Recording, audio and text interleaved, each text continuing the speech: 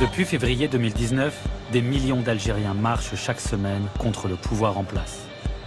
Cette contestation inédite a ébranlé une nation qui ne croyait plus en elle.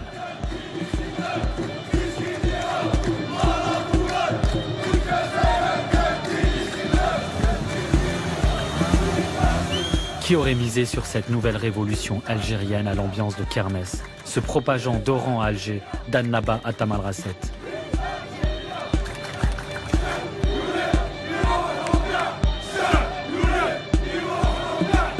Malgré la répression, le chantage au chaos ou aux manœuvres politiques, le système autoritaire et militaire qui gouverne l'Algérie depuis son indépendance n'a pas épuisé le Hirak, ce mouvement populaire et pacifique. Un an de marche, jamais j'y aurais cru, ni même imaginé, ni même rêvé. On ne sait pas où on va, on ne sait pas où on va aller, mais on sait qu'on doit braver des interdits. Je connais ce système, je l'ai subi toute ma vie. Eux, ils ont toujours été dans leur petite tour, ils ne nous connaissent pas.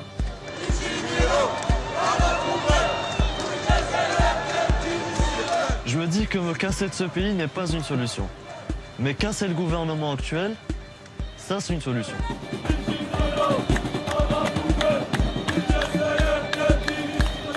On n'a pas envie de reculer en fait. On a envie de vivre à l'ère du temps. Malgré nos croyances, bien peu importe nos croyances plutôt. Voici le témoignage d'une jeunesse algérienne qui a pris des risques insensés pour se raconter et raconter un pays qu'ils aiment tant.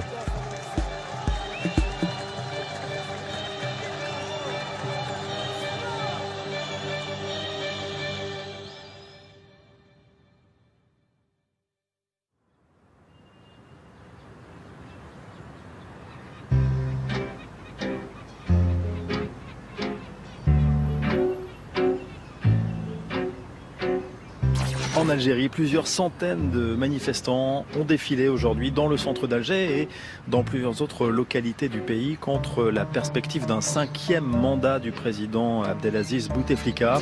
Manifestation également dans les rues d'Alger cet après-midi pour dire stop à Abdelaziz Bouteflika. Des milliers de personnes ont bravé l'interdiction de défiler pour s'opposer à un 5e mandat du président algérien. 22 février, le jour même, on n'avait pas trop compris ce qui s'était passé. Moi, je me rappelle, j'étais de garde la veille. Je suis rentrée à la maison et je me suis endormie. Bon, j'avais entendu des rumeurs comme quoi on allait marcher, etc. J'y ai pas cru. Je pense que j'étais comme tout le monde. On était tous un petit peu abattus. On se disait qu'il n'y avait plus rien à faire, que tout était fermé, il n'y avait plus aucune issue. Et puis, vers 14-15 heures, il y a ma mère qui vient, qui me réveille, me dit « Mais il marche, il y a des gens qui marchent, ce genre. » Et c'est exactement ça, en fait, ce que ça représente pour moi, le 22 février. C'est un réveil. Le 22 février, ça reste quand même un jour gravé dans ma mémoire à jamais. C'est un sacré souvenir. C'est beaucoup, énormément d'émotions. Je ne saurais jamais expliquer la sensation que j'ai eue à ce moment-là. C'était ça, c'était la délivrance, en fait.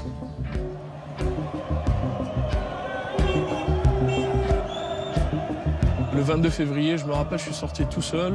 J'y croyais pas. Pour moi, on allait être une cinquantaine, une centaine maximum. Et qu'on allait se faire embarquer. J'avais filé de l'argent à mon pote. Je lui ai dit, tiens, ça tu gardes. Dans le cas où je me fais embarquer, tu essayes de donner ça à un policier pour me faire sortir. Parce que je peux pas rester dedans. J'étais avec des amis dans un café et on commençait à avoir des directs en fait sur les réseaux sociaux. Et c'était tout le monde qui partageait sur tout le territoire national. Et tout d'un coup, on voit un direct, il y avait quelque chose à Tizi Ouzou. Donc on est parti, on s'est rejoints et il y avait beaucoup de monde, ça affluait, c'était énorme. Qu'est-ce que tu as ressenti? C'était beau. T'avais toutes les classes sociales, toutes les sphères de la société, tous les sexes, mais bizarrement, pour la première fois, moi je voyais l'Algérien autrement et on se voyait autrement.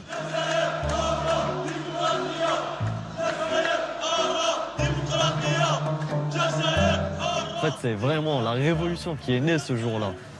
Là, j'ai vraiment repris un grand espoir, je vais dire. J'ai repris le grand sourire. Je me suis dit, là, c'est la bonne.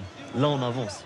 On était juste pour la première fois tous là avec un objectif en commun.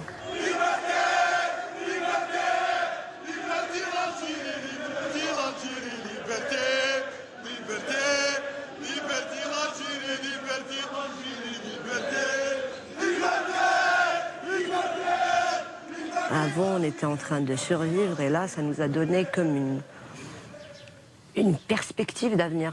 Il y en a marre, il y en a marre, il y en a marre, tout simplement, il y en a marre. On veut que nos enfants vivent dans une Algérie prospère, une Algérie développée, une Algérie qui a tous les moyens.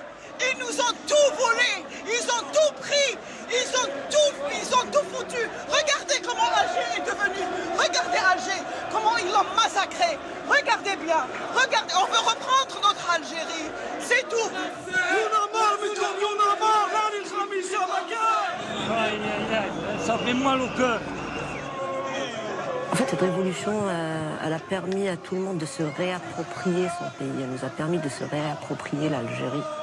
On a compris que ça nous appartenait à tous.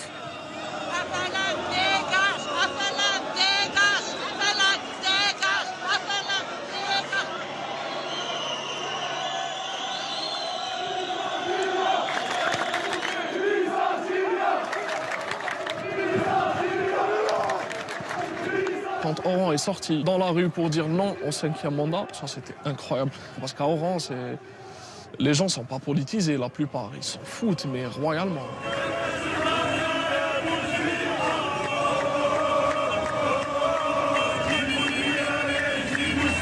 On est une génération très consciente, l'une des générations les plus conscientes que l'Algérie ait connue après celle de la guerre d'indépendance. Et obstinée.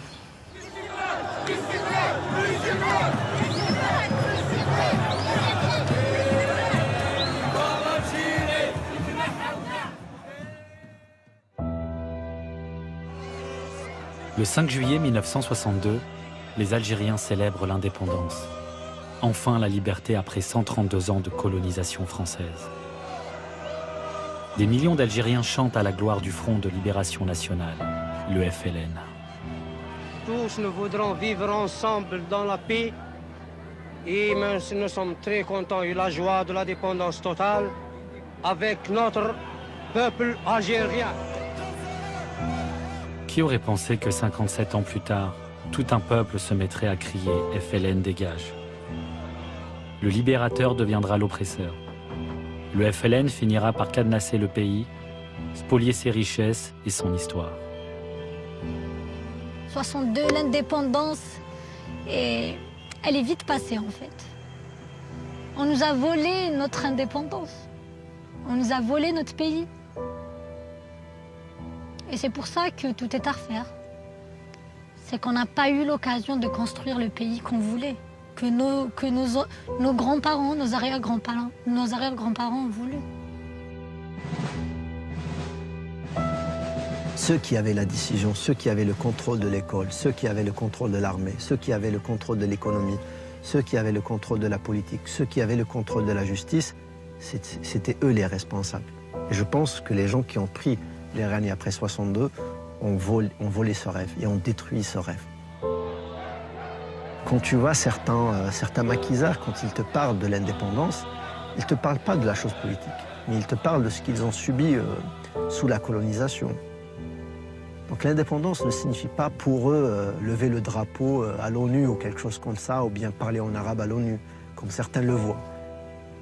Eux, c'était juste de se sentir humain, de se sentir vivre en dignité dans leur propre pays. Ma grand-mère est partie en France récemment. Et ça fait des années, elle ne voulait pas y aller. Partir en France après tout ce qu'ils nous ont fait, c'était un truc très difficile pour elle. Bon, elle est partie, ça lui a plu. Elle s'est dit, ouais, finalement, ça va, c'est terminé, mais le vécu de la guerre, elle l'a encore en elle. Et le vécu de la guerre de ma grand-mère, ça s'est transformé en angoisse, anxiété, qu'elle a transmis à ses enfants,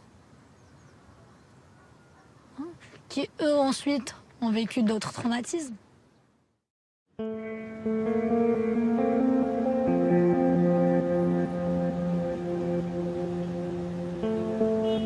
Ce traumatisme dont parle Sonia, c'est la décennie noire. Au début des années 1990, l'armée interrompt les élections législatives. Son but, empêcher le Front islamique du salut de prendre le pouvoir. Les plus radicaux prennent le maquis. Un conflit commence entre l'armée et des groupes islamistes. L'Algérie va alors sombrer dans l'horreur.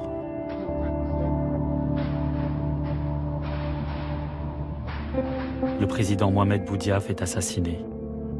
Les attentats se multiplient. Les massacres aussi.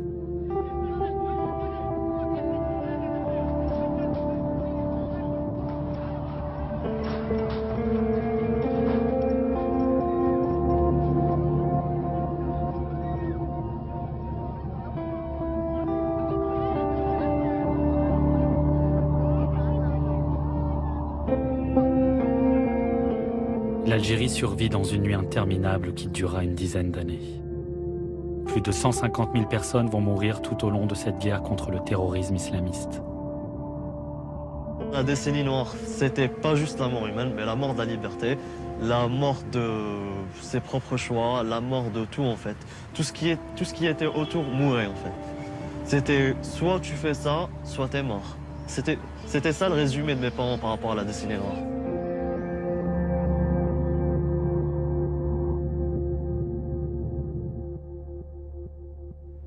Quand on voyait le GT de 20 heures, on voyait donc le degré de violence, donc les corps déchiquetés, les corps des terroristes retrouvés ou bien abattus et les armes qu'on a retrouvées. C'est des événements qui m'ont marqué, qui ont marqué mon éducation, qui ont marqué ma culture, qui ont marqué ma vision des choses, qui ont marqué mon environnement. Nous, on a grandi avec tout ça, avec tous ces traumatismes. On a peur de sortir la nuit, on a peur d'aller dans la forêt. On a peur de sortir entre amis. Ça, c'est récent, hein, quand même, les gens qui sortent entre amis, etc. C'est quand même assez récent. À chaque fois, il y a des manifestations, il y a une petite émeute d'heure. Oh voilà, ça va recommencer, la décennie noire, ça va reprendre comme avant. Il y aura les terroristes, ils vont égorger, il y aura les faux barrages. Moi, cette guerre, je l'ai vécue autrement. Et après. Parce que ça a complètement modifié le cours de ma vie. Ma vie aurait peut-être pu être autre chose si on n'avait pas assassiné mon père. En 1996, Ania a 3 ans lorsque son père est tué de 5 balles par des terroristes dans une rue de la Casbah. La raison ? Son père est un ancien policier, une cible de choix durant ces années noires.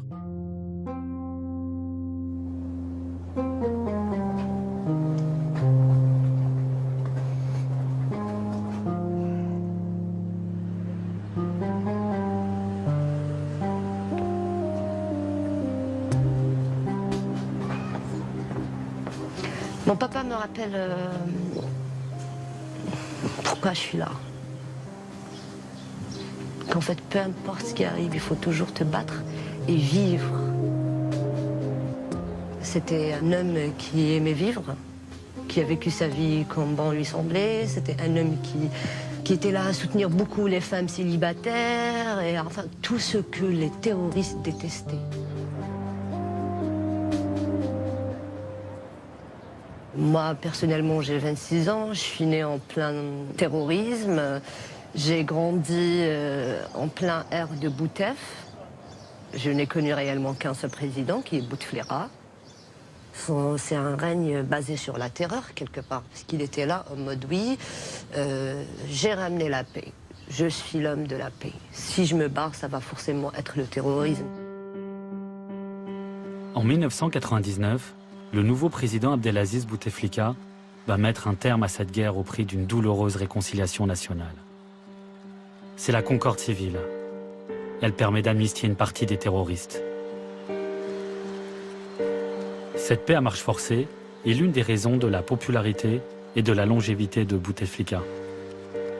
Le président enchaîne 4 mandats, verrouille le pays et règne sans partage sur l'Algérie. Même après un AVC qui le cloue dans un fauteuil roulant. Son héritage, fraude électorale et corruption. À l'époque, pour toi, il est venu, c'est bon, le sauveur est là, paix sociale, tout va bien, on peut visiter l'Algérie, on peut se déplacer, on peut enfin respirer.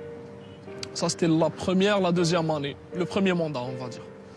Ensuite, c'était des projets, genre des projets qui commençaient à éclore un peu partout. Tu te dis, ben voilà, c'est bon, c'est pas grave s'il a refait un deuxième mandat. Et après, c'était stagnation et régression. Et de 5 en Algérie, le président Bouteflika briguera un 5e mandat lors de la présidentielle en avril prochain. La cérémonie a eu lieu en présence d'une photo du président. La scène a fait le tour de l'internet algérien. Ils auraient pu mettre un hologramme, ça fait plus moderne, a ironisé un internaute en cette période irréelle.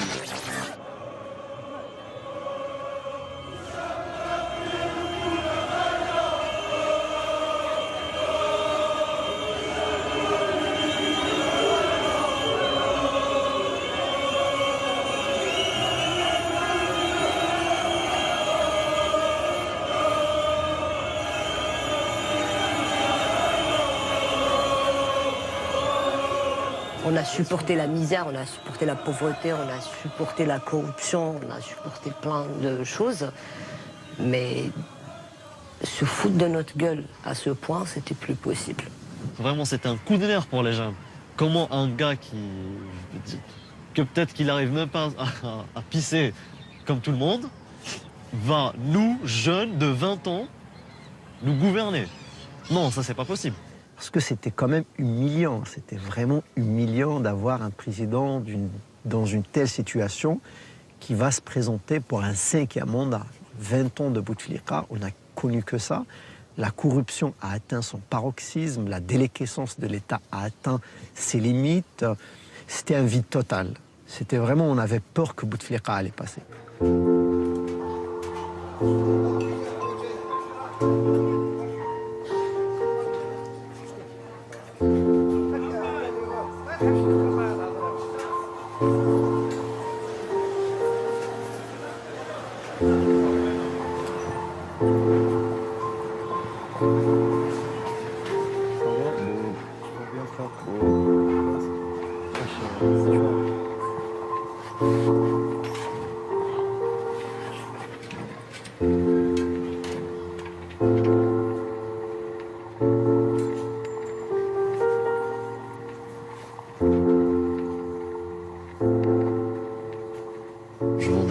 Je vends des pentacles, je vends des croix inversées. Je dirais même aussi des pendentifs marijuana, des trucs qui sortent de l'ordinaire en fait. Donc dans ce magasin, il y a plein de trucs que les autres commerçants, je veux dire, que trouvent tabou. Il y a beaucoup de clients qui viennent me demander, si j'achète le collier, ça, tel collier, est-ce que je vais avoir des problèmes dehors? Est-ce que vous-même, vous avez des problèmes? C'est des questions qui me reviennent assez souvent. Je leur dis, voilà, même si un jour il y a quelqu'un qui vient vous parler, il y a quelqu'un qui vient vous faire chier comme ça dans la rue, il faut pas se taire, faut jamais se taire.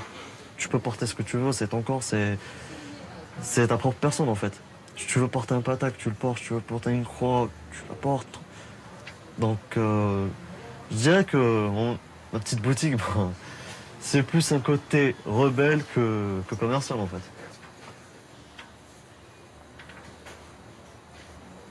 Grâce aux réseaux sociaux, on se rend compte qu'il y a plusieurs jeunes qui sont comme nous, en fait. Ça nous a permis de nous rapprocher, de se faire, en fait, la petite communauté, elle est devenue une grosse communauté grâce aux réseaux sociaux. C'est un moyen de liberté, en fait.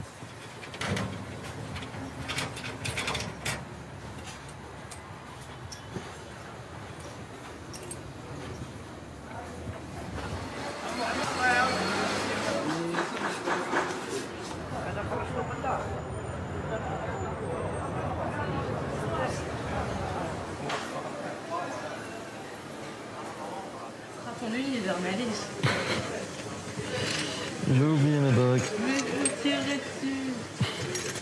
Attends, je 2 secondes, c'est complètement... Hop.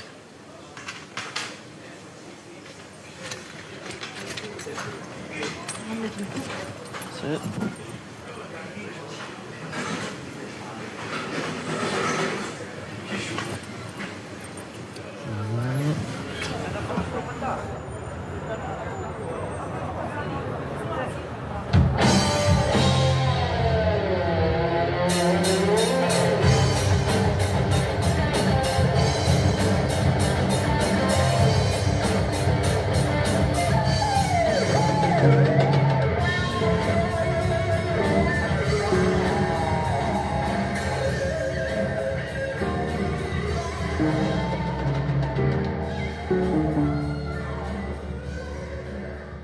comme si je vivais dans une prison ciel ouvert en fait. On t'empêche de vivre ta jeunesse.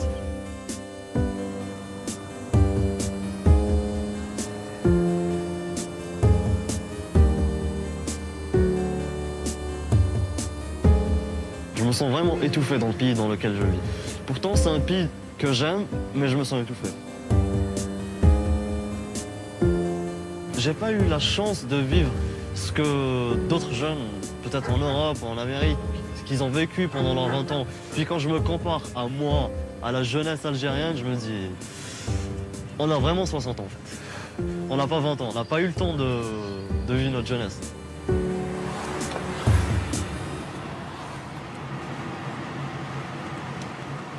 Quand on sort d'un concert de métal, genre, on est en mode, c'était bien. Tous les problèmes que tu as eu pendant toutes les semaines, toute cette rage que tu as en toi, tout en fait. Tu les fais en sortir en criant, en sautant, en étlinguant, tu peux tout faire en fait. Il n'y a personne qui te regarde. Ça, genre, quand tu rentres dans un concert de métal, tu sens que tu es rentré dans un autre monde. Tu te dis, ah, je suis plus dans la société que j'étais là, il y a 2 minutes dehors.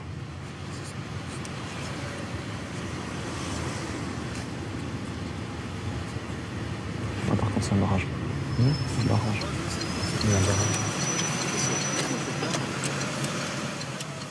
Avoir 29 ans et avoir la vingtaine en Algérie, généralement, c'est d'avoir les larmes aux yeux. C'est un gros vide, quoi. C'est un saut dans le vide. On se sent vieux. Franchement, à 28 ans, je me sens fatigué, usé, irrité. J'ai l'impression d'en avoir 40 parce que tu dois te battre pour avoir le minimum. Tu rends des comptes à tout le monde. Tu as envie de boire de l'alcool, eh ben, il faut que tu le fasses en cachette. Tu veux vivre avec quelqu'un sans te marier, mais jamais de la vie, laisse tomber, non, jamais de la vie. Donc tu dois toujours des comptes à tout le monde, tu dois toujours te justifier.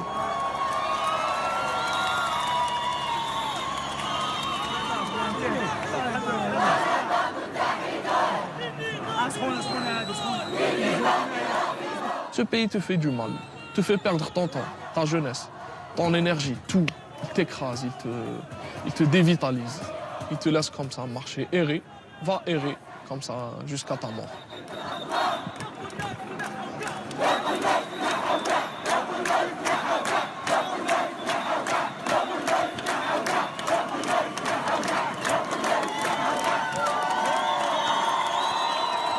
Tellement tu désespères, tu ne peux plus qu'espérer.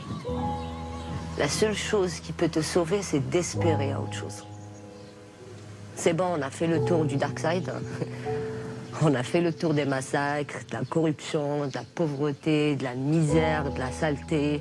On connaît ça, on sait très bien vivre avec ça, on sait survivre dans ça. Et si on essayait autre chose? On n'a plus grand-chose à perdre, sauf nous-mêmes. Et on s'est déjà perdu. Et avec cette révolution, on s'est retrouvés, on a retrouvé qui on était réellement.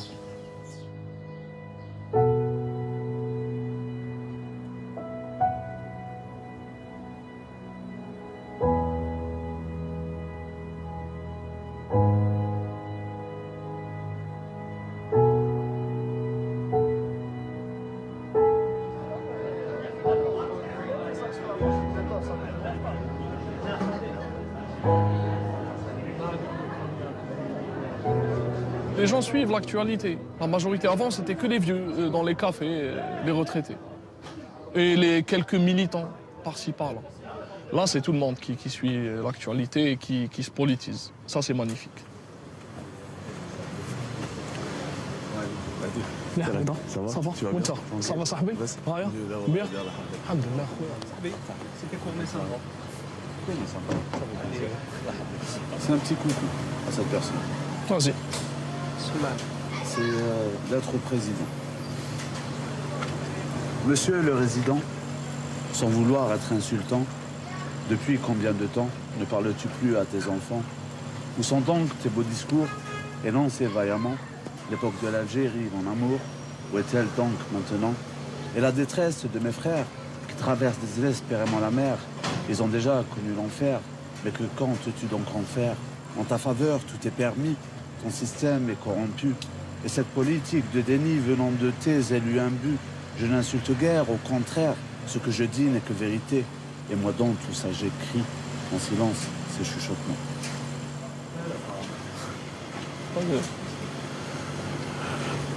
J'ai l'impression que le problème n'est pas la personne qui a occupé le trône, mais plus le trône en lui-même.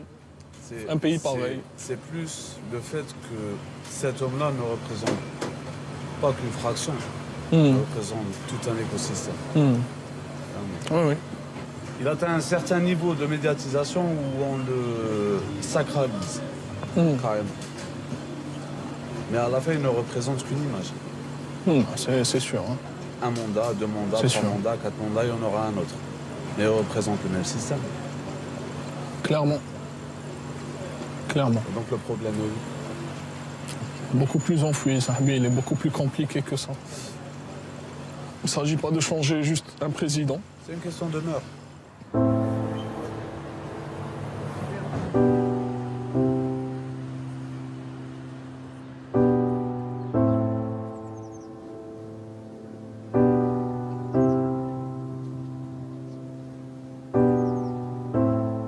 C'est assez compliqué d'être une femme.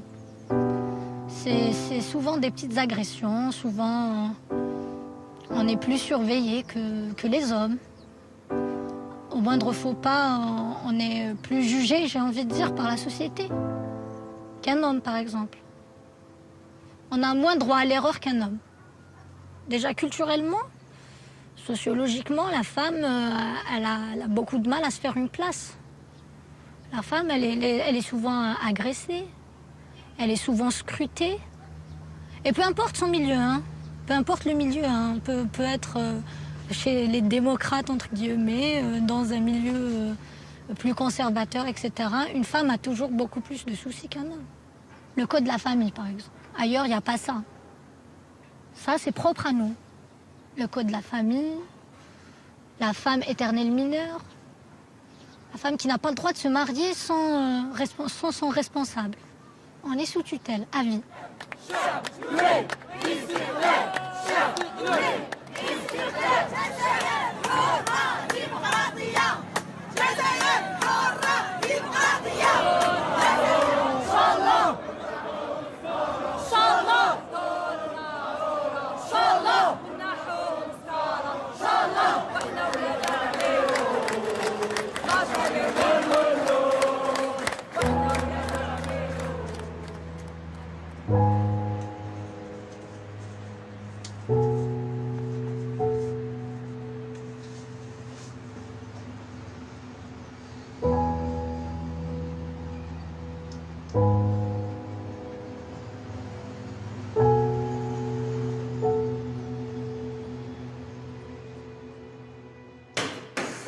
Tout comme Sonia, les femmes n'ont pas hésité à descendre dans les rues pour s'enrôler dans le Irak. Les Algériennes ont toujours été de tous les mouvements de revendication et de toutes les guerres du pays.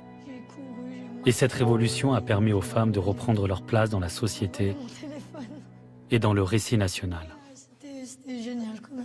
Déjà, mais de passer à Rohil Dar, plastique, fil cousina, tu n'as rien à faire dans la rue avec les hommes, que ça soit normal qu'on sorte. Ça, c'est un acquis. C'est déjà énorme. C'est ça. C'est déjà énorme. Ces dernières semaines, il y a eu même des appels aux femmes. Venez marcher, on a besoin de vous. Le rôle de la femme dans cette révolution. C'est ça, oui. Et vraiment un rôle central, en fait. C'est qu'aujourd'hui, on apprend à écouter, à écouter les femmes et on apprend à...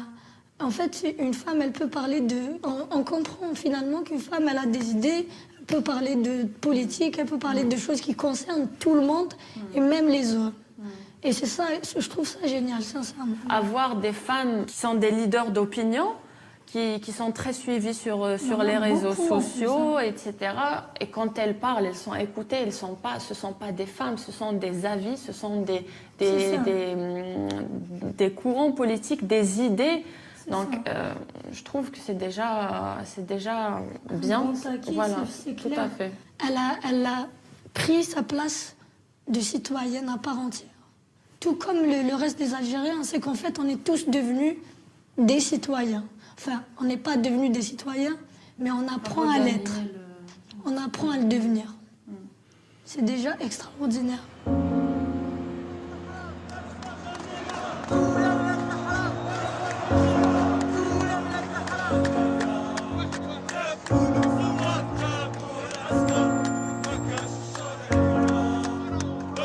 On a été des citoyennes, des missionnaires.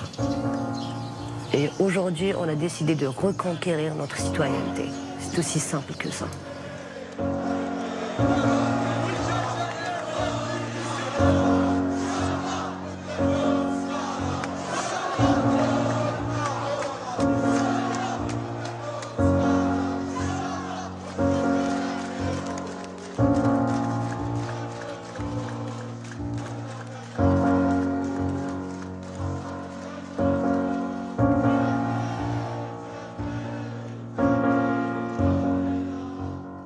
Moi, ce qui m'a surpris le plus, c'était l'humour qui se transmettait à travers les slogans. Le mieux, c'était un slogan d'une jeune fille qui disait « Bouteflika, vous n'allez même pas avoir le droit de mon soutien-gorge ».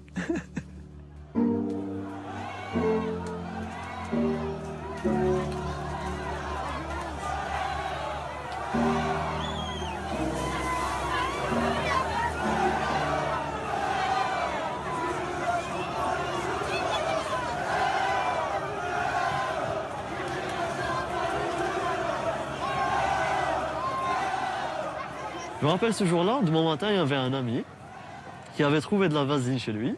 Il nous a dit, voilà les gars, voilà ce que j'ai trouvé chez mes parents, de la vaseline. Bon, on a bien rigolé, mais à un certain moment, je lui ai dit, écoute, tu vas me la passer, j'ai une petite idée. À un certain moment, il y a eu un flic qui s'est avancé vers moi, il a essayé de m'attraper par les bras, et comme j'avais de la vaseline, il a essayé au moins 3 fois de m'avoir, il ne m'a pas eu. C'était la vaseline day. On s'est réapproprié la rue. J'ai vu des familles, des jeunes, des moins jeunes qui marchaient en symbiose. Donc ça a libéré la parole quand même, c'est quelque chose de fou aussi. Hein. On parle de l'Algérie toujours, je vous le rappelle. C'est un peu la Corée du Nord de l'Afrique.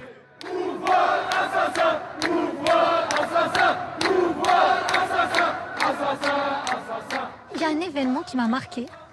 C'était à Alger. On marchait, on s'est retrouvés dans un carré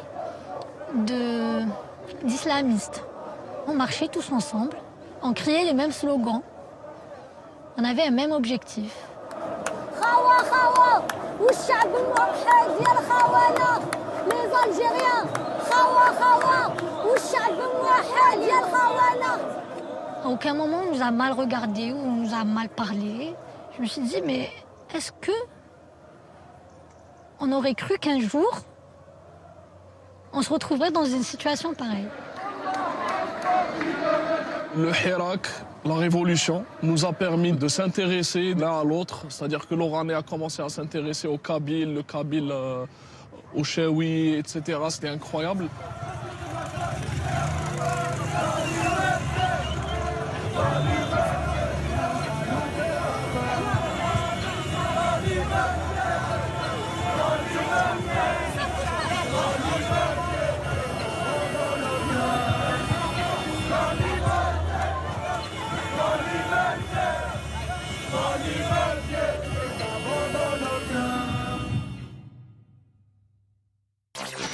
Abdelaziz Bouteflika va démissionner après plus d'un mois de manifestations dans tout le pays.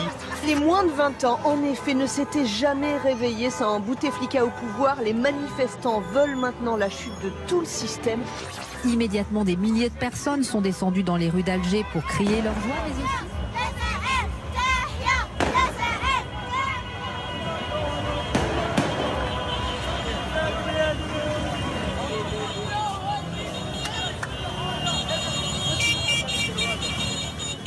Il faut le dire, hein, ce Hirak, il a fait tomber l'un des plus grands dictateurs africains. C'était un dictateur, Boutef. Moi et des millions de personnes comme moi, on a réussi à le faire sortir comme ça et à le sortir de la plus petite porte qu'il soit. L'humiliation qu'il a subie, lui, est pire que toutes les humiliations qu'il nous a fait subir à nous.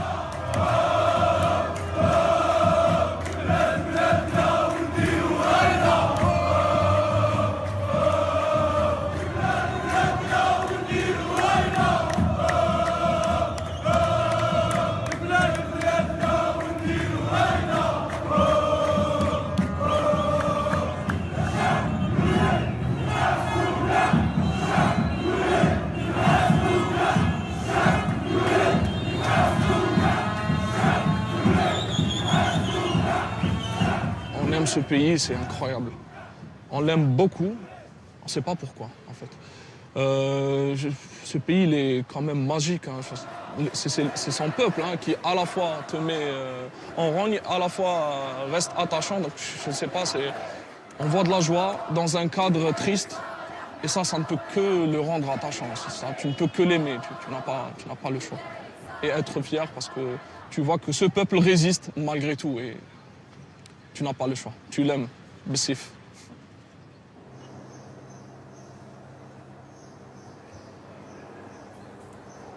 Pour moi, le Hirak n'est pas encore une révolution. Ça n'a pas encore changé les paradigmes des choses. Ça n'a pas encore changé le système. Ça n'a pas encore ébranlé le noyau dur du fonctionnement du système algérien, qui est la primauté du militaire sur le politique. Après la démission de Boutef, le vernis de la démocratie a craqué et on a vu qui dirigeait le pays réellement. C'était la junte militaire.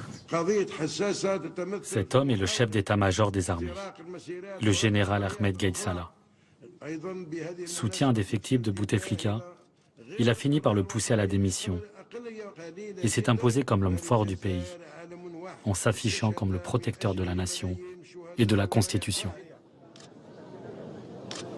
Boutef, il a été placé par les militaires. Zarouel, c'était un militaire. Boumediene, c'était un militaire.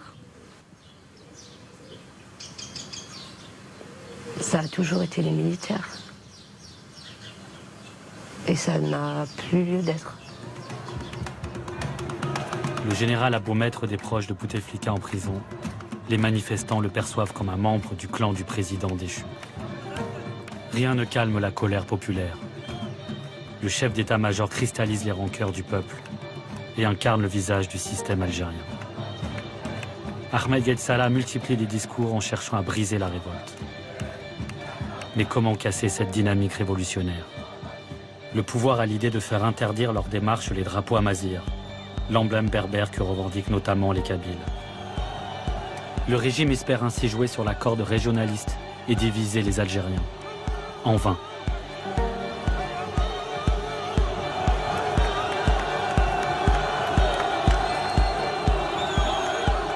La police se met à arrêter des dizaines de jeunes pour atteinte à l'unité nationale, uniquement parce qu'ils ont osé brandir le symbole berbère. La répression s'accentue. Mais la génération Bouteflika n'a plus peur de se faire embarquer à la moindre contestation et de finir en prison. En fait, ils sont plus ou moins zarma pacifiques, les flics, entre 14h et 17h. Ça a toujours été le cas depuis un an, ça n'a pas changé. Tu sors la matinée, tu te fais embarquer. Après 17h, tu te fais gazer.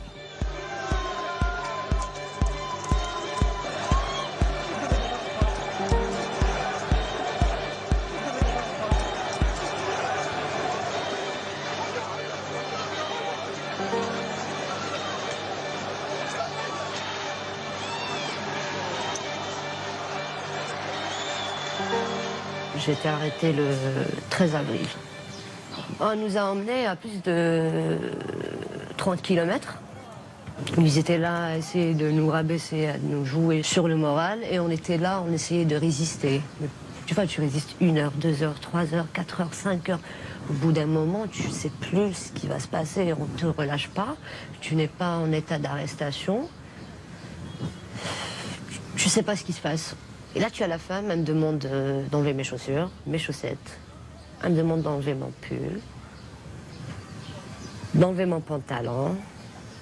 J'avais les cheveux comme ça. Elle m'a demandé d'enlever même mon chouchou, elle a fouillé mes cheveux. Elle m'a demandé d'enlever mon soutif. J'ai enlevé mon soutif. Après, j'avais gardé juste la culotte. Elle m'a limite fait un frottis. Et là, je lui lance le regard. Ok. Et puis quoi encore? Et là, elle me demande de me rhabiller le plus normalement possible. Encore une fois, en plus, ce qui était bizarre, c'est que quand j'ai enlevé mon soutif, elle m'a ploté les seins. C'est comme si qu'elle allait trouver quelque chose. Il n'y a rien. Il n'y a rien. Il n'y a rien. Limite, c'était une fouille bizarre. Tu vois, c'était très bizarre, c'était très malsain. Genre, t'as quelqu'un qui est nu devant toi, qui a une culotte. Qu'est-ce que tu cherches quand tu lui plottes les seins, franchement? Je t'ai dit, à un moment donné, j'ai senti que ce corps, il porte... C'est le corps de toutes ces femmes qui ont été humiliées. C'est les pratiques du colonialisme, c'est le colonialisme qui était... C'est les Français qui étaient en train de dénuder nos femmes pendant la guerre de libération. C'est les terroristes qui étaient en train de violer les femmes algériennes. Et aujourd'hui, c'est les flics qui nous violent. Mais j'ai pas du tout à avoir honte, bien au contraire. Bien au contraire.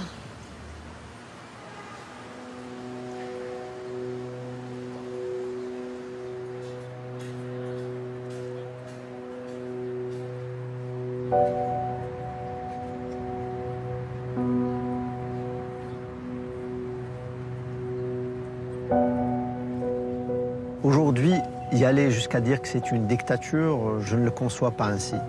Mais c'est un régime totalitaire, en fait. C'est un système que je peux qualifier comme étant mafieux. Donc on a recours à la ruse, on a recours à la corruption, des comportements d'une bande. Vouloir être avocat, c'est parce que j'ai voulu être militant. Et la façon la plus efficace pour être militant, c'est d'être avocat. Parce que ça te donne cette capacité de défendre les gens, de défendre la justice, de comprendre ce que les gens subissent profondément. Ça te donne vraiment cette capacité de t'exprimer. Je m'occupe aussi des dossiers principalement des détenus d'opinion et des dossiers politiques. Et là, on va voir des choses incroyables.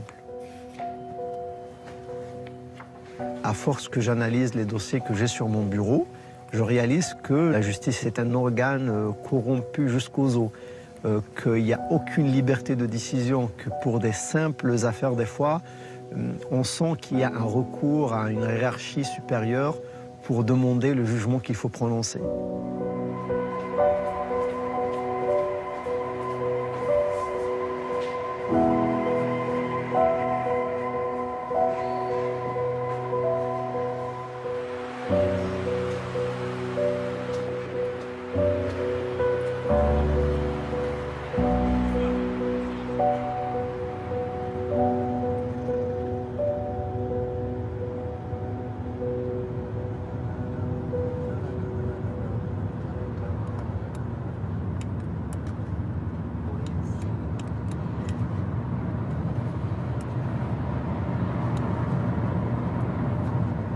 Sofiane Babassi, c'était l'un des détenus qui ont été kidnappés avant les élections présidentielles en décembre.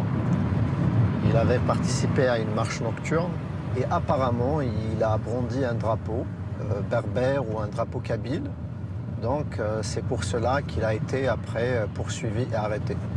Mais en réalité, ce n'est pas seulement la cause. Beaucoup de jeunes ont été arrêtés pour un oui, pour un non. Et on lui aura collé l'étiquette d'atteinte à l'unité nationale. Et c'est pour cela qu'il a été après, pour être juste, kidnappé par les services de sécurité en allant chez lui. Et quand on l'a visité donc avec mes deux confrères en prison, on l'a trouvé dans un état lamentable. Et on a trouvé des traces des séquelles de la torture qu'il a subie. Il y avait même des traces de morsures. Et c'est un récit absolument très grave.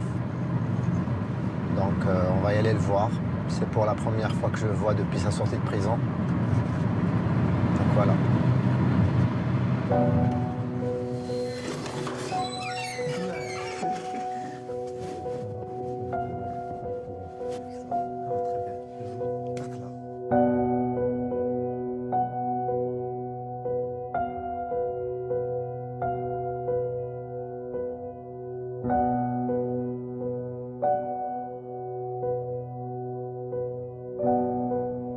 Ils ont amené un paquet de papier. J'ai vu mes publications sur Facebook. C'est la preuve que ça fait longtemps qu'ils sont en train de me suivre. Et puis, elle est rentrée le commissaire, je pense. Je ne le connais pas, mais je pense que c'est le commissaire. Elle est rentrée Il m'a rien dit, quoi. Il m'a regardé comme ça, il m'a donné un coup sur l'œil. Très très fort, il m'a donné. Puis il m'a poussé comme ça, je lui ai dit pourquoi tu me frappes. Tu m'as donné ce coup. Il m'a dit, tu vois, tu mérites la mort. Il ne faut pas que tu vis. Il faut que je t'égorge, il m'a dit ça. Ils ont profité de mon malaise et puis ils ont mis mes empreintes sur le PV. C'est pas moi qui a mis mes empreintes en PV. Je lui ai dit, je ne vais pas accepter jusqu'à que mes avocats viennent. Ils ont fait tout pour que je rentre en prison, quoi. Est-ce que tu t'es attendu tu seras libéré? En réalité, j'ai pas attendu, quoi. C'était allongé comme ça dans la prison. Et puis j'ai écouté des frappes sur la porte. Papa s'est libéré. J'étais un petit peu, j'étais choqué, un petit peu étonné, quoi. Défendre des idées, c'est des choses nobles, quoi. C'est des choses qu'on fait avec fierté, quoi. C'est ça le plus important, quoi. Je donne un message à tout le monde qu'il faut défendre vos idées. Il faut pas laisser faire, quoi. Il faut continuer de combattre pour vos idées sans peur, sans hésitation. Parce que le plus important dans tout ça, c'est qu'on fait pas, il faut qu'on est convaincu qu'on ne fait pas de mal. Le système algérien en général sait pertinemment qu'il manque de légitimité, qu'il n'a pas de légitimité. Et pour asseoir sa légitimité, donc, il faut sentir avec une manière perpétuelle qu'ils sont supérieurs, qu'ils ont le pouvoir d'opprimer, qu'ils ont le pouvoir d'acheter les gens, qu'ils ont le pouvoir de dire telle et telle élite est corrompue. Donc cette capacité toujours de voir le peuple d'en haut, donc ça remplace un peu leur complexe de légitimité.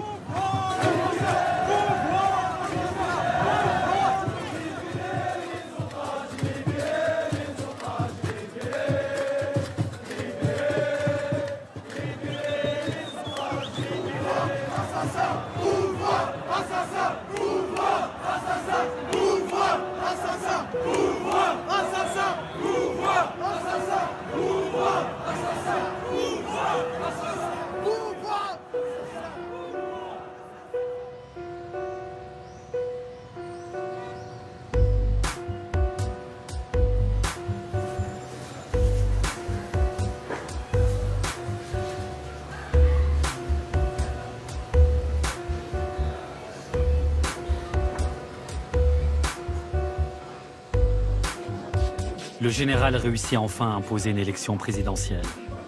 5 candidats se présentent. Le favori est Abdelmajid Tebboune, 74 ans. Il a été plusieurs fois ministre et même éphémère Premier ministre de Bouteflika. Au moment du scrutin, son fils est en détention provisoire pour une affaire de cocaïne. Face au Irak, le régime vient de se régénérer avec un pur produit du système. Mais la rue ne lâche rien, refusant ardemment toute élection avec la bande, dénonçant des fraudes et boycottant en masse le vote. En Algérie, Céline, le nouveau président Abdelmajid Tebboune dit tendre la main au mouvement de contestation populaire inédit qui secoue l'Algérie depuis près de 10 mois. Et aujourd'hui encore, au lendemain d'une élection présidentielle largement boudée avec seulement 40% de participation, des manifestations monstres ont eu lieu dans de nombreuses villes du pays.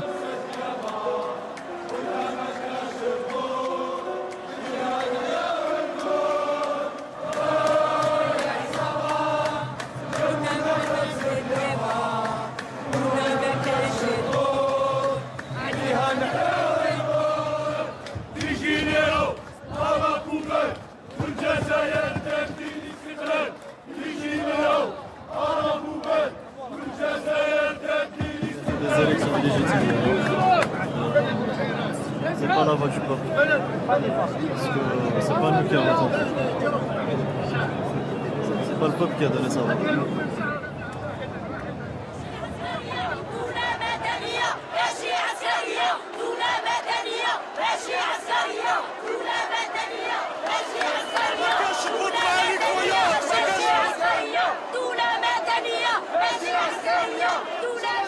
Personnellement, j'ai pensé qu'il y avait ce sursaut, qu'on allait dépasser tous nos traumatismes de l'histoire. Mais à fur et à mesure, je voyais que ça ne marchait pas. Donc personnellement, j'ai perdu ce sentiment. Je l'ai perdu quelque part. Et c'est pour cela que je vois qu'on est retombé au point de départ. L'Algérie va changer, mais pas tout de suite. J'y crois, franchement, de moins en moins, malheureusement. C'est-à-dire que je vous parle d'un résultat que je pourrais voir, moi, de mon vivant. Je pense pas. Hein. Je pense pas.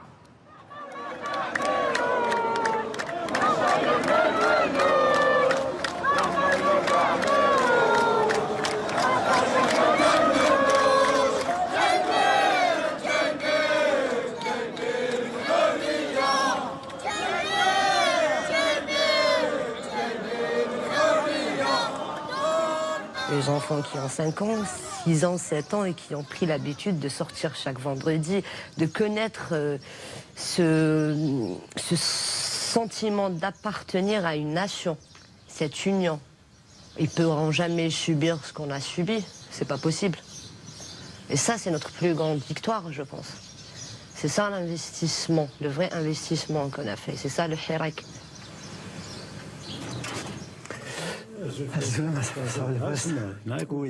Pour Atman, la désillusion est trop forte.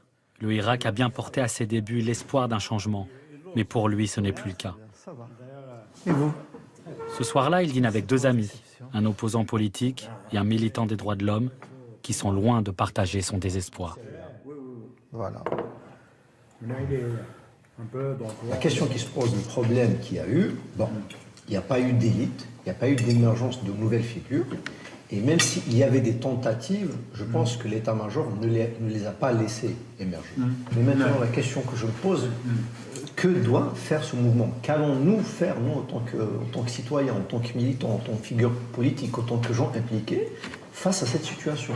Moi, je pense, avec tout le monde modestie, qu'il nous faut un projet pour le Hirak, pas des représentants pour le Hirak. Il faut que le peuple algérien puisse écrire son projet. Il n'y a pas de solution individuelle pour ce mouvement. Il n'y a que des solutions collectives. Ça veut dire que si on n'arrive pas à réfléchir en collectif, on ne peut pas gagner. En fait, c'est un mouvement à la fois politique et un mouvement social.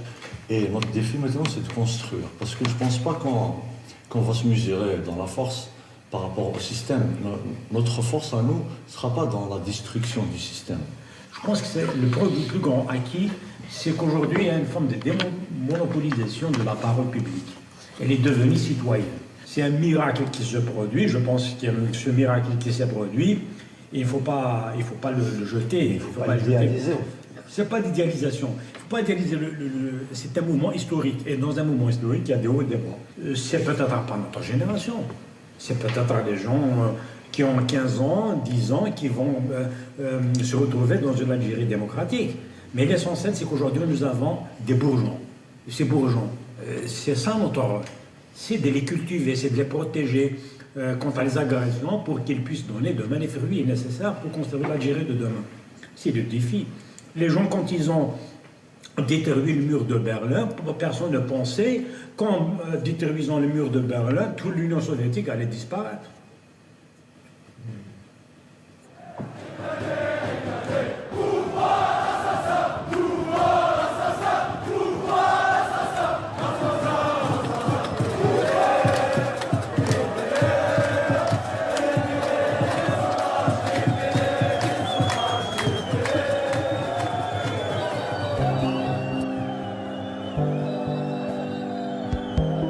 Et pendant toutes ces marches, la vie ne s'est pas arrêtée, bien au contraire. Pour Anis, lorsqu'il veut se retrouver avec ses amis et sa copine pour faire la fête, il doit trouver un lieu tranquille, synonyme de liberté et d'intimité. Les jeunes appellent ça un diki.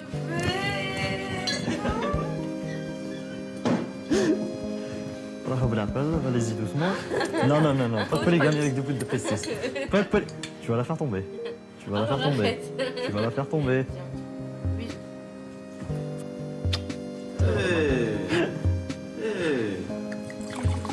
Tu vas voir ce que je t'en ai rien pour. Non, jamais.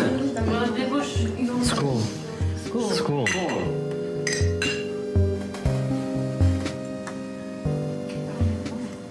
C'est un endroit où les autres ne te voient pas en fait. C'est juste ça en fait. C'est que là où les regards des autres ne sont pas pointés sur toi. Là où tu risques rien. Là où tu te sens en fait en sécurité.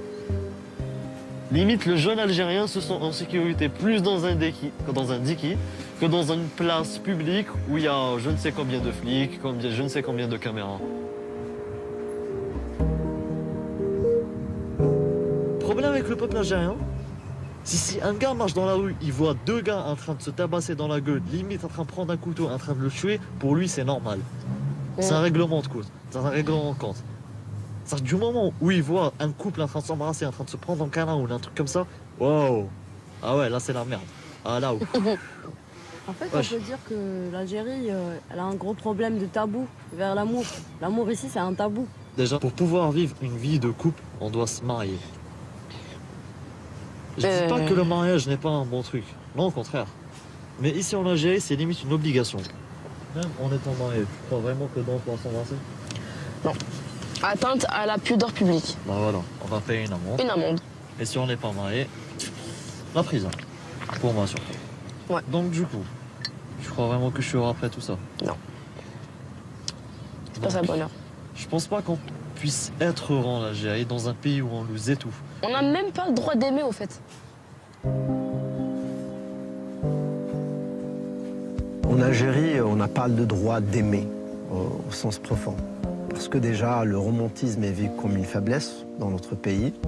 Et socialement, on n'a pas voulu franchir le pas, hein, de respecter et d'accepter l'amour tel qu'elle est.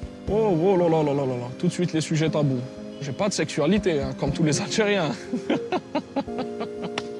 La frustration sexuelle en Algérie, c'est un problème majeur, franchement, hein, parce que ça te pousse à... Ça pousse les jeunes, en tout cas les hommes, à détester la femme, genre, limite détester la femme.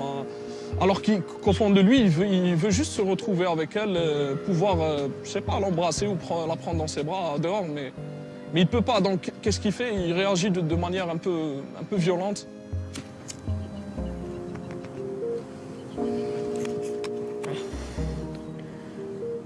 Là, j'en ai marre. Pourquoi? À 20 ans, déjà, la dépression. T'as le stress de la famille, t'as le stress de la société, t'as le stress des études, t'as le stress des mecs. Ouais. La routine d'une fille, quoi, genre en Algérie. À 20 ans, en fait. Ouais. Tu souffres à 20 ans, en fait. À 20 ans, genre à 20 ans, t'es à l'étranger, t'es là, tu vis ta meilleure vie, t'es en boîte de nuit, t'es avec tes potes. Bah là, t'as rien, genre. T'as rien, en fait. T'as un cinéma, deux cinémas, puis t'as rien, en fait. Il y a des programmes pour eux, il y a des films qui sont censurés parce qu'ils contiennent des scènes érotiques, on va dire. Ici. Ouais. Exactement. Le tabou de la femme qui se masturbe. Comment tu peux connaître tes plaisirs si tu n'as pas le droit de te masturber ou de voir du porno? Exactement. Le problème, c'est qu'il faudrait instaurer une éducation sexuelle. Ce pays a besoin d'une éducation sexuelle. Les parents sont contre. Justement, les parents sont contre, mais... Ils croient que c'est obscène. En fait, ils sont contre du fait qu'une femme doit être libre comme un homme, en fait. Bah, ils ont juste peur de la femme. Hein. Ils ont peur que la femme prenne une puissance qui serait supérieure à la leur. Bah, parce qu'une femme peut être plus puissante qu'un homme. Bah, elle peut vraiment être plus puissante qu'un homme en fait. Elle peut avoir des meilleurs emplois, réussir ses études beaucoup mieux. Elle peut vraiment faire comme un homme, on va dire. Ce qu'ils veulent. Ça aussi. On la marie, on la met dans une maison. Et elle reste dans cette maison. Voilà, elle fait des enfants. Exactement. Et c'est tout. Comme un lapin, elle ne fait que qu'engendrer des progénitures. Donc en fait, on a des générations qui se poursuivent mais qui sont les mêmes. Une éducation merdique, quoi. Inexistante. Inexistante, quoi. Les filles ne sont pas solidaires dans ce pays. Elles sont soumises. Elles ferment leur gueule et elles acceptent. Elles se disent, ouais, c'est comme ça, tout le monde fait, moi je vais faire comme tout le monde. Mais est-ce que c'est juste? Est-ce que tu es heureuse? Est-ce que toi tu es heureuse? Est-ce que le jour où tu mourras, tu seras dans ton lit de mort? Est-ce que tu te diras, ouais, j'ai vécu une belle vie? Est-ce que tu vas répondre par oui? Non. Moi, je veux répondre par oui. En fait, là, le problème vient des parents parce que nos parents ne nous demandent jamais la vraie question qui se posait. Est-ce que tu es heureuse?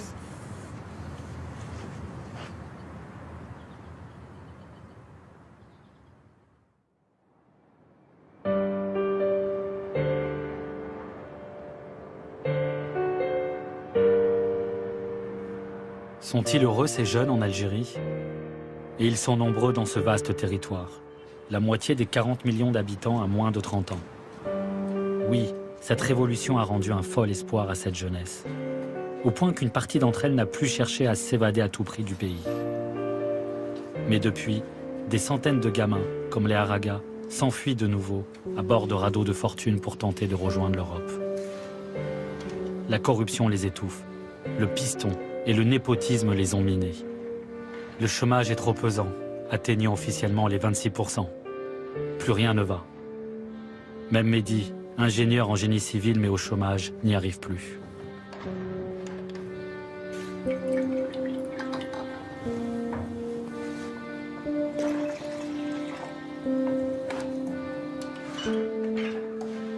Mehdi s'occupe de ses 2 frères et de sa sœur.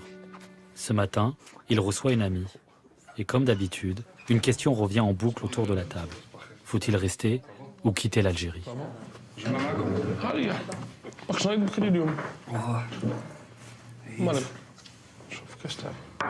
Tu sais ce qu'on disait, c'est que les jeunes d'ici, quand ils partent ailleurs, en France, en l'occurrence, c'est la destination la plus convoitée.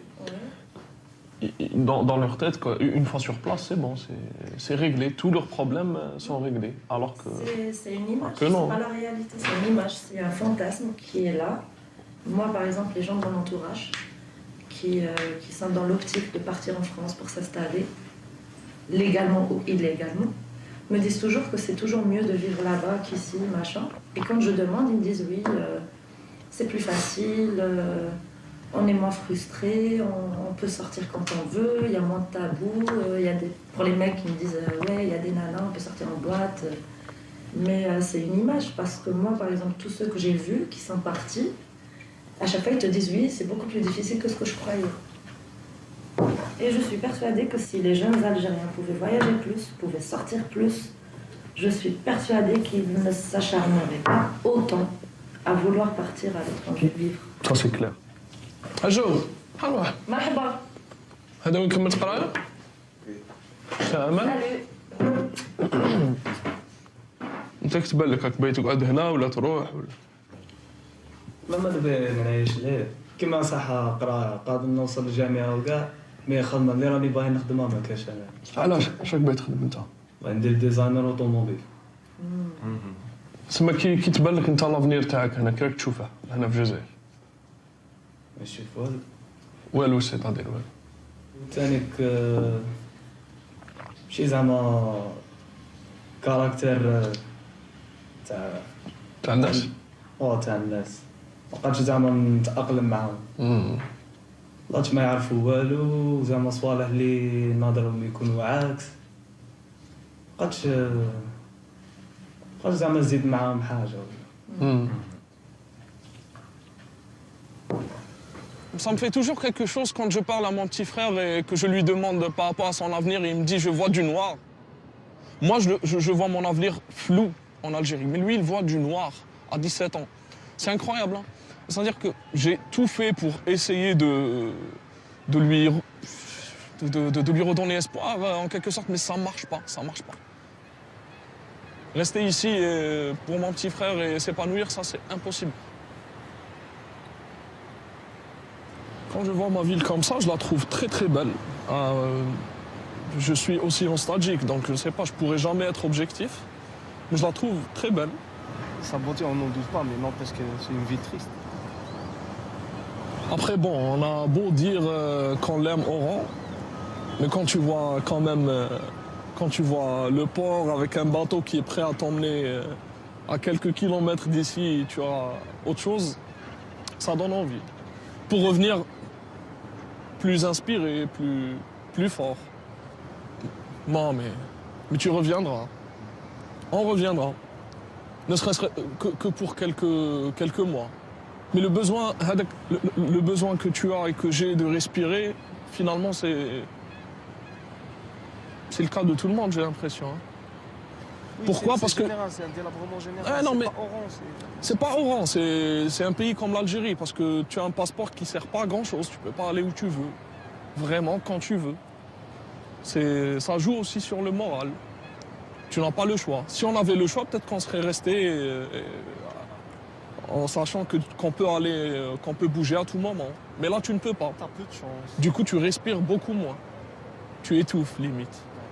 T'as pas de liberté. Rien.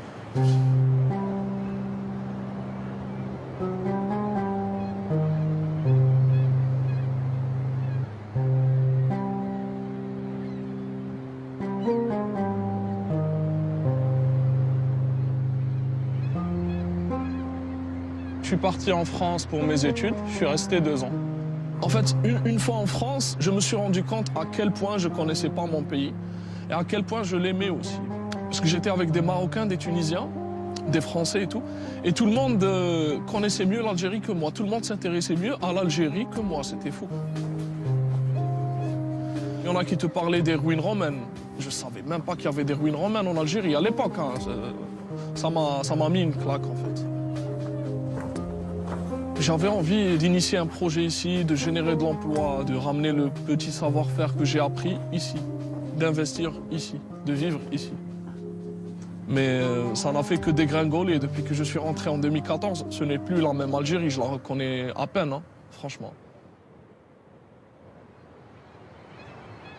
Franchement, je ne me vois pas vieillir en Algérie. Malheureusement, j'ai tout fait pour revenir, rentrer et faire ce que je voulais faire, mais ça ne marche pas. Donc j'ai pas envie de moisir ici, c'est le mot qui me vient à l'esprit.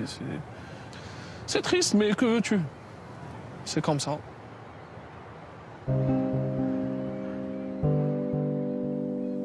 C'était mon rêve de vivre en Algérie, de construire ma maison en Algérie, de me battre pour mes idées en Algérie, de rester dans cette Kabylie, dans ces montagnes. Et ce manque de liberté, c'est ce qui m'a poussé à vouloir pertinemment quitter ce pays. Est-ce que je me vois avoir des enfants en Algérie? Je ne le pense pas. Et je ne veux pas les avoir en Algérie. J'ai envie qu'ils vivent dans un pays où ils vont se sentir libres. Ils vont vivre pleinement leurs rêves, leurs joies, leur jeunesse, leurs fantasmes, exprimer bien clairement leurs idées, circuler librement. C'est triste. Hein. Très triste. Avant, tu pensais souvent, hein, partir. C'était une option très importante pour moi. Donc si je réussis à vivre ici, comme je l'entends, j'ai pas besoin d'aller ailleurs. Je suis médecin, j'ai envie d'aider mes compatriotes d'abord. Donc moi, je reste toujours optimiste. Certes, on va me dire que je suis peut-être un bisounours, que je suis bien pensante. J'ai souvent droit à ça ces derniers temps. Mais j'ai foi en nous. On peut rester ici en Algérie. Si on se serre les coudes, on peut changer les choses. Parce que c'est nous la force, c'est pas eux. La force représente la jeunesse algérienne. C'est ça la force. Et c'est grâce à cette force-là qu'on va pouvoir casser ce gouvernement actuel. J'ai pas envie que demain, mes enfants vont vivre la même chose que moi. Je veux que mes enfants demain, ils vont dire voilà, nos parents, ils ont fait une vraie révolution. Ils nous ont arraché cette liberté en fait. Il va pas se dire voilà, je vais en Algérie, voilà, je vais me casser ailleurs, je suis pas libre. Moi, j'ai pas envie d'entendre mon enfant dire ça. Encore une fois, là, on se bat pour vivre pleinement. C'est une nouvelle ère dans l'histoire de l'Algérie. Et j'aime bien croire que c'est la plus belle et la plus importante. C'est une génération obstinée qui sait très bien ce qu'elle veut et qui n'est pas prête à lâcher. Avec le Hirak, tu deviens accro, c'est une cam. C'est devenu notre cam. Et on a tout le temps qu'il faudra. On a le temps, on a l'énergie, on a la volonté, on a la rage. On a tout ce qu'il faut.